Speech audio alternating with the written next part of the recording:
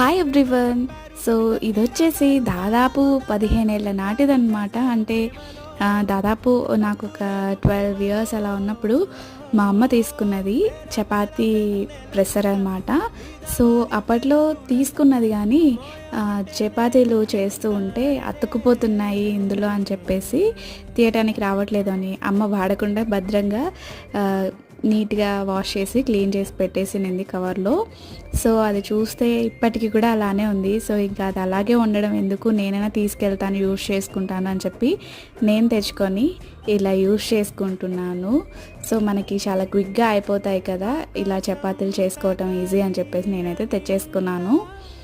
So నాకైతే చపాతీలు చాలా క్విక్గా అయిపోతున్నాయి, చాలా ఈజీగా. పిండి రెడీగా ఉంటే మనము ఈజీగా ప్రెస్ చేసుకొని కాల్చేసుకోవటమే. చూస్తున్నారు కదా, చాలా సాఫ్ట్గా ఉంటాయి.